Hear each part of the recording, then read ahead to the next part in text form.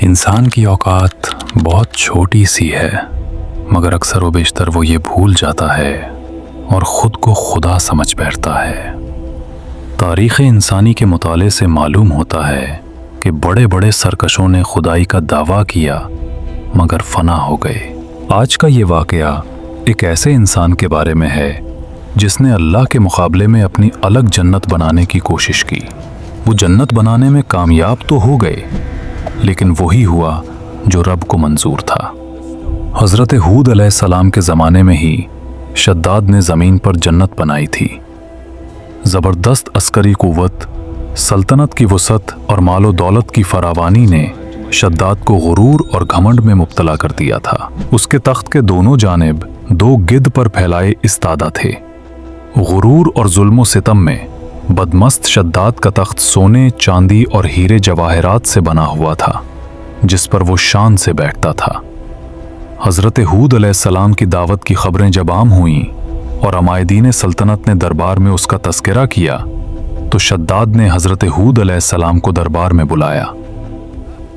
सरदारान कौम और रुअसाए शहर के दरमियान जब आपने दावत हक पेश की, तो शद्दाद ने पूछा, अगर हम तुम्हारी बात मान लें तो हमें क्या फ़ायदा होगा? हज़रत हूद ने कहा, तुम्हारे गुनाह बख्श दिए जाएंगे और अल्लाह ताला बेहिश्त के बाग अता करेगा, जहां लुत्फ़ो करम की बारिश होगी। फिर आपने शद्दाद के सामने जन्नत का नक्शा उसके सामने बयान किया।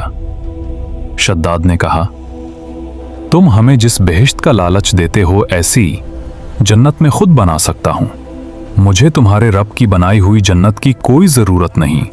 अपनी बात को साबित करने के लिए अल्लाह ताला के फराहम करदा वसाइल को उसने इस्तेमाल किया और तामीर व तज़ीन का बेहतरीन नमूना एक बाग बनवाया, जिसमें हर वो खूबी जमा कर दी गई थी जो जन्नत से मुताल्लिक वो सुन चुका था।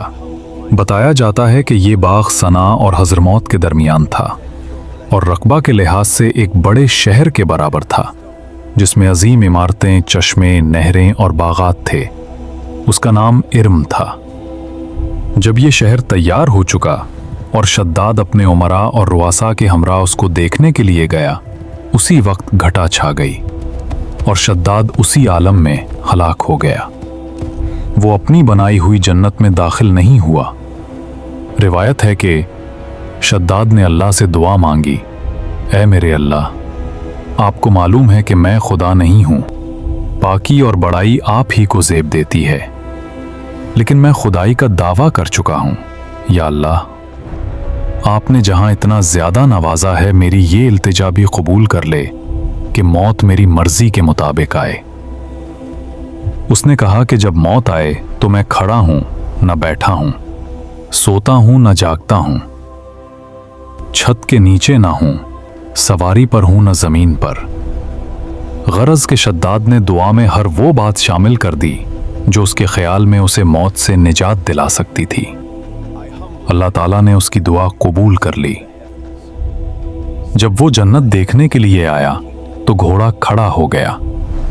जब कोई तरकीब उसको जन्नत के अंदर ले जाने की नहीं रही, तो जन्नत के मुंतज़मीन के मशवरा पर शद्दाद को घोड़े से उतार लिया गया, इस हालत में कि उसका एक पैर रिकाब में था और एक पैर गुलाम के हाथ पर। मलकुल मौत ने उसकी जान निकाल ली। इस काम से फारिग होने के बाद हज़रत इज़राइल ने अल्लाह के हुजूर आजिज़ी की, ऐ बादशाहों के बादशाह अल्लाह, अगर शद्दाद को इतनी मोहलत दे देते कि वो अपनी बनाई हुई जन्नत को देख लेता, तो आपकी खुदाई में कोई फ़र्क नहीं पड़ता। अल्लाह ने इज़राइल से पूछा, तुम जानते हो कि ये शख्स कौन है? ज़मीन की तरफ इज़राइल ने देखा कि समंदर में बहरी जहाज़ पर क़ज़्ज़ाक़ कत्लो गारतगरी कर रहे हैं। अल्लाह ताला ने उस वक्त हज़रत इज़राइल अलैहिस्सलाम से फरमाया कि इस शेर ख्वार बच्चा को तख्ता पर लिटाकर समंदर में छोड़ दे। अल्लाह ताला ने फरमाया, यही वो बच्चा है जिसने खुदाई का दावा किया और जन्नत बनाई। हमने उसकी हिफाजत की, उसे वसाइल अता किए, बादशाह बनाया, और उसने हम्दो सना और शुक्र करने के बजाय खुदाई का दावा किया।